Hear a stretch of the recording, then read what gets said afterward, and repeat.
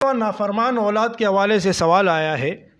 کہ نافرمان اولاد کے لیے کیا عمل کیا جائے۔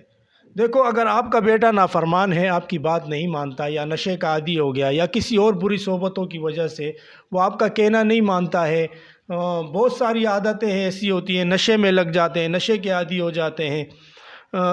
چوری چکاری میں لگ جاتے ہیں، یا والدین کا کہنا نہیں مانتے، بہت ساری بری صحبتیں ہیں، کوئی بھی ایسی عادت اس میں آ گئی ہے اور اس سے آپ کہتے ہیں کہ وہ بچے سے نکل جائے،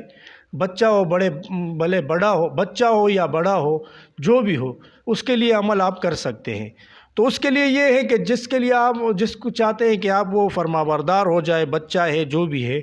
تو جب وہ سو رہا ہو تو اس کے سرانے کھڑے ہو کر آپ نے سورۃ الضحیٰ 3 مرتبہ پڑھنا ہے۔ اس کے سرانے کھڑے ہو کر سورۃ الضحیٰ 3 مرتبہ پڑھ کر اس پر پھونک ماریں، اور پھونک مارنے سے پہلے جو آپ کی جو مطلب مقصد ہو آپ وہ پڑھ لیں، یعنی یہ بہتر ہو جائے یا اس کی یہ عادت ختم ہو جائے وغیرہ وغیرہ، جو بھی ہو وہ آپ پھونک مار لیں۔ اس کے علاوہ اس کے لیے جو ہے نا دن میں 1 مرتبہ جو ہے نا سورہ یاسین پانی پر دم کر کے وہ بھی پلا دیا کریں، تو انشاءاللہ نافرمان اولاد آپ کی تابع ہو جائے گی، فرما بردار بن جائے گی، آپ کا کہنا مانے گی، پہلے سے بڑھ کر آپ کی فرما برداری کرے گی۔ پڑھنے پڑھانے میں اگر دل نہیں لگتا، اس کے لیے بھی یہ عمل ہے، پڑھنے پڑھانے کے لیے، تو انشاءاللہ بہترین وہ ہوگا۔